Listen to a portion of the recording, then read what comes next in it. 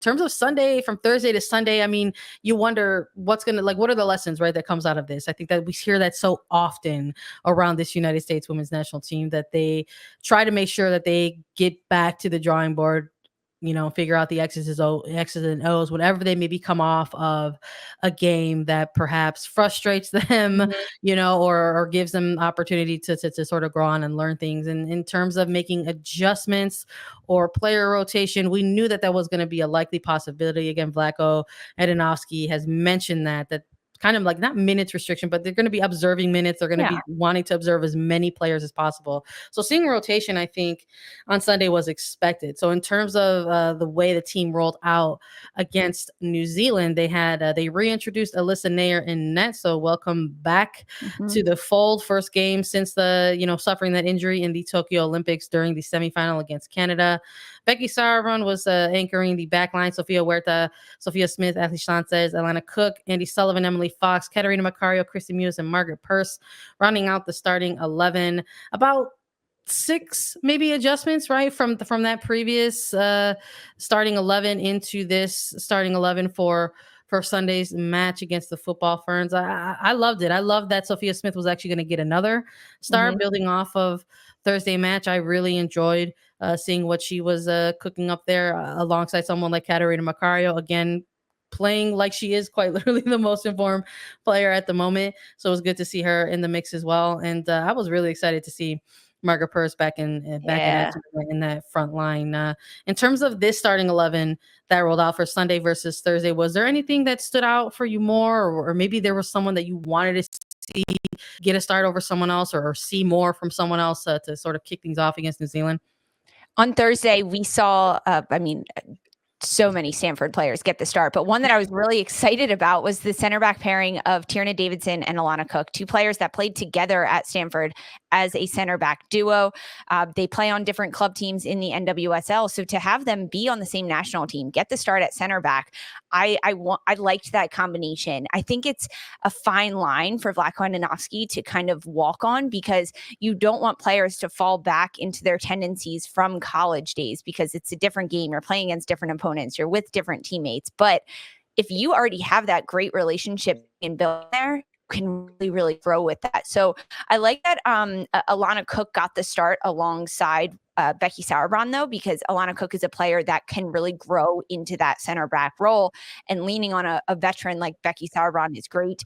I know you mentioned Margaret Purse. I have to double down on that one. Love to see Margaret Purse in the front line. I'm going to ask you about her for sure, but I really liked having Ashley Sanchez and Christy Mewis in that attacking midfield role, because they're very similar style players. And Christy Mewis is usually the creative one that can take all the risks and do all of the crazy, outlandish things in the middle of the field, because she has another player to really lean on, to be that defensive block, to really hold, to balance her out.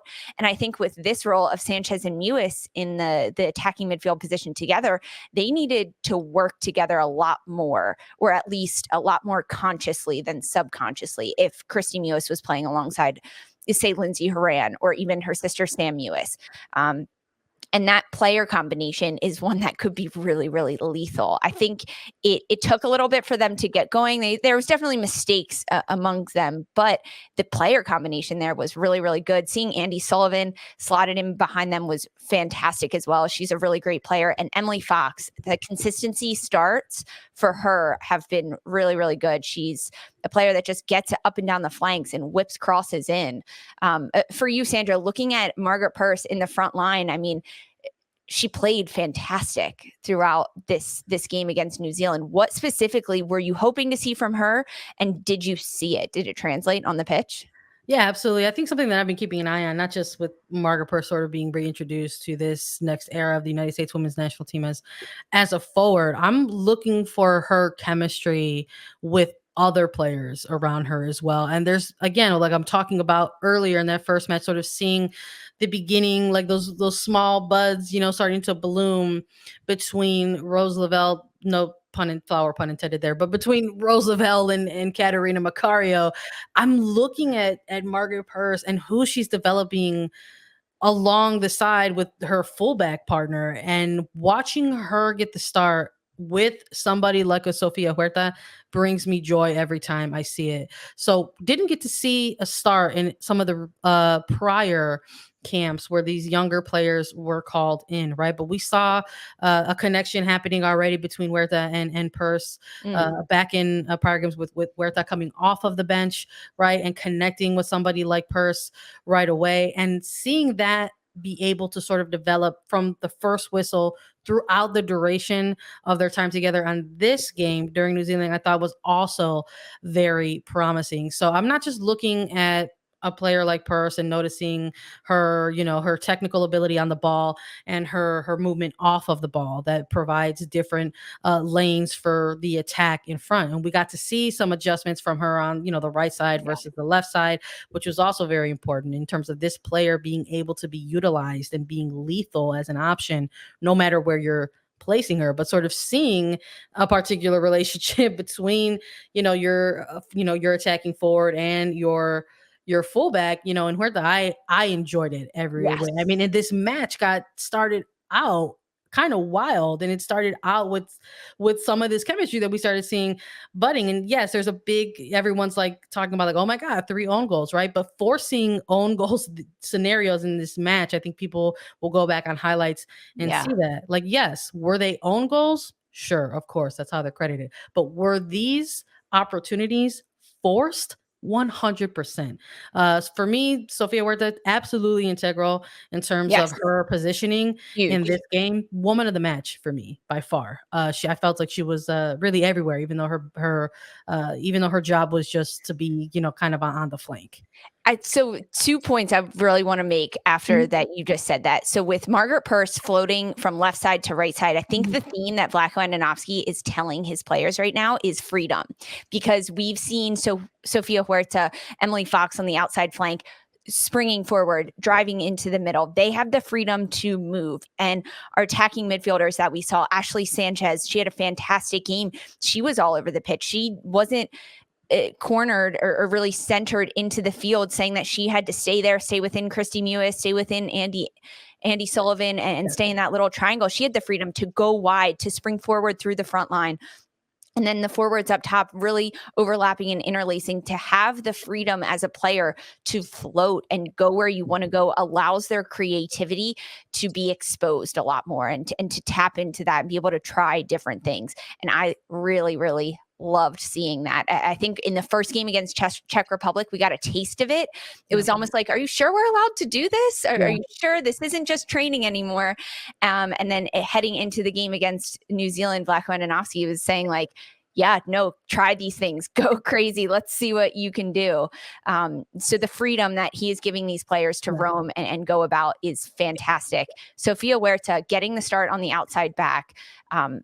When you look at the parallels between Thursday's match against Czech Republic and Sunday's match against New Zealand and the outside back position, Kelly O'Hara getting the start against Czech Republic, Sofia Huerta getting the start against New Zealand. Sofia Huerta, hands down, was the better player in that position. I mean, purely looking at on the pitch. I mean, yes, Kelly O'Hara has a lot of great qualities, but Sofia Huerta added so much to the game against New Zealand that I don't think Kelly O'Hara could have done if she was in that position. Getting up the flanks, being a great person to service balls into the box, dangerous balls that forced goals to happen for the United States, just on silver platters to her teammates. It's her vision, it's her ability to get around defenders, her nonstop movement off the ball to be open for her center backs, be open for Andy Sullivan, to be that outlet pass, and then also defending entirely. I mean, a great job on the defensive side of the ball. A lot of times we praise these outside backs so much for what they do with the ball, sending crosses in. Emily Fox as well is one of them, but it's also their defensive abilities. And I think Sofia Huerta, woman of the match, I mean, she has to be.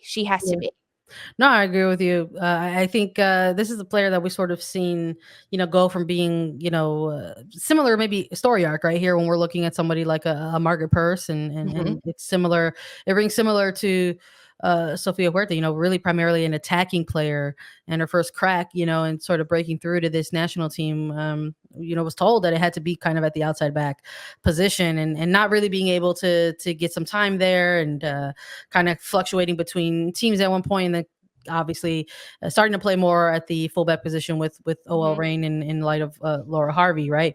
And we're starting to maybe see that pay a little bit of dividends with this national team, right? But in terms of like, I'm with you. I don't think anything what you're saying is unfair to state or point out or observe between the two games, right? That we saw particular with this particular position, right? But I think it's also important for us to bring up the fact that like what we were seeing from the opposition was maybe a little bit of two different games. I mean, we finally saw a game where this team broke through, right? Hey, here are the goals. We saw the goals happen. We're looking for them. They're like, finally, they're here. But it's a little, for me, it's a little bit of a mixed bag, right? Are there answers to those questions still? I don't really know. And I don't really think so, especially not with just one game. So it's a little bit of a mixed bag for me. We still learned, I think, a lot of things, but I don't know if we have a lot of answers still, because when we're looking at the game on Thursday with Czech Republic to New Zealand, I mean, part of why these goals were happening was because a team like New Zealand, unlike the Czech Republic, were giving the space. There were just opportunities for this, attacking group to kind of expose those areas, which was completely different from what we were seeing against, the Czech Republic. They were frustratingly organized, right? And so that's how we ended up sort of seeing and playing out the 0-0 draw. And then with something like a 5-0 scoreline, where we're noticing that 3 of those goals in the first half are coming off of, forced own goals.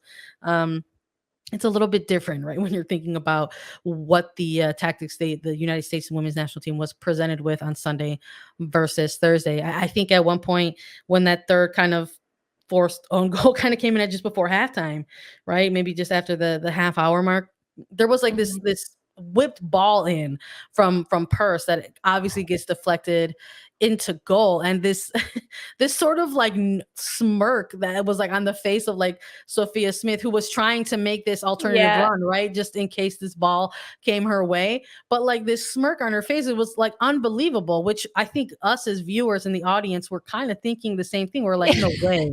We were like, no way did this just happened. Like we all thought probably two things. We thought, no way that just happened again. And number two was like, is this defender okay? Like that's a tough day at the office. Shout out to Michaela Moore. That is not an easy day, to have on the highlight reel at all. My heart just hurts for her. Oh my God. We ended up seeing her get, subbed out, because of that. And I think my reaction to it, I was just like, honestly, same. Like I would have been like, I'm done. Like I'm done. Just pull me from the first one. It's tough to be out there. It's almost such like a hard call to make in that position, because after the first one, okay, like you feel pretty crappy, but you get yourself back up and you keep going. I mean, and then for it to happen again in such a short span of time, it's almost like you need to stay on the page, just redeem yourself a little bit and say, I do know how to play this sport, because you can get so self-conscious about that. And just, it's so painful. That was so painful to watch. Blessings to her. It will get better. You will be okay. For sure. You will be okay more. Right? You're a very good player. You got to have the quick what is it they say? They always have the short memory from a game like that, because there's still a game in hand for all of these teams, right? Still playing in She Believes Cup. In terms of the second half, they just added to the goal score. This time we actually got to see some finishing happen. We got to see some actual credited goals to the United States women's national team. Again, more adjustments in halftime. We saw Lynn Williams and Ashley Hatch come into play. Ashley Hatch scoring just 5 or 6 minutes after being subbed in. Again, beautiful service from Sofia Huerta to sort of just like put it on a dime and have Hatch sort of head it away. And then late into stoppage time, Mallory Pugh, who was also an attacking substitution in the second half, just adding to the scorelines and making it an official full high 5 for the United States women's national team, with a goal in the 93rd minute, right? 3rd minute of 93rd time there. So they ended up closing out this game with goals that could actually be credited, right, to themselves, right? Hatch assisted by Huerta, and then having Pugh get in there with a final goal there. So obviously 2 different results, 2 different games, really, quite frankly, in terms of what the team was presented with. So I'm a little bit curious as to what we're going to see next with Iceland. From Ashley Hatch a lot. I mean, subbing into the game, that's, I mean, her history and her record with the United States women's national team, that's kind of what she does. I think the U.S. tweeted out something like November 27th, she scores 24 seconds after kickoff. November 30th, Hatch scores 3 minutes and 16 seconds after kickoff. And then today in the She Believes Cup against New Zealand, Ashley Hatch scoring 5 minutes and 12 seconds after entering the match. So she's quick. She knows what she wants. And even coming in off the bench, she can make that big impact. It's really fun to watch. I think Mallory Pugh had a good second half as well. I mean, I think my biggest takeaways from these two matches were the forwards and their ability to do very different things from each other that all work together to be the end result. I think Sophia Smith had a fantastic game against Czech Republic. Although she didn't get on the score sheet, she found what was working, getting the ball at her feet, dribbling with speed. We know that Margaret Purce is very, very lethal with the ball. She involved in the first 3 goals, frankly, in the first half of this match against New Zealand, and technically should have given the one, but it was an own goal. But she made those happen. And despite the own goals, like, stat sheet is really hard to look at for this game against New Zealand, because the casual fan's going to look at it and see 5-0 and say, oh, great, the US is on their stuff. Like, they're always on. They're back at it. And then when you look at it more detailed, you're like, oh, wait, 3 own goals in the first half. But when you watch the game, you realize that they were really products of the United States putting high pressure on, getting good looks, sending very dangerous crosses into the box, making runs that made visibility very difficult for defenders to get their bodies in the right position and to clear the balls out. So it was almost like the domino effect of the United States that ultimately pushed them into the second half and allowed breakthrough goals. I'm going to call them from Ashley Hatch and Mallory Pugh to really close this one out, right? And finally get a U.S. in 2022, a U.S. player on the score sheet for notching goals away. Gosh, the way to hear you put it like that, I'm like, oh man, that's right. These are the first games of 2022. So now they could say that, like, check that box off for the year, the short-term goal. It was dangerous. It took the first game and then the first half of this second match in order to actually get a United States player with a goal. Although I'm going to make an argument, I'm going to make a case for that early second goal, because you had Huerta whip this ball in, and it does go off Purse, but it also goes off Moore's arm. So I'm like, are you really going to count that if it's going off of an arm? But hey, we'll see if they take a look. No VAR in She Believes Cup matches. That's what they call it. We'll see if it gets changed or reviewed in the future. But for now, I honestly think it's a good thing for Purse, because I feel like that'll motivate her to just do more of those dangerous things, getting heads on the ball, getting shots in, dribbling at defenders, crossing the ball. And right, I mean, Purse is that type of player. She doesn't get it the first time. She's just going to work harder to get it the next time. So magic to come later this week, maybe. Yeah, we'll see. I mean, I don't know if we're going to, we're going to have to take a look at that when we maybe do our full recap of She Believes Cup. Still one more game coming up against Iceland. It sounds like this one's going to be for all the marbles, right? So there's still something up for grabs, right? We got Iceland with a win, and we got United States with a win and a draw. So we'll see what happens on the final day of match day for She Believes Cup.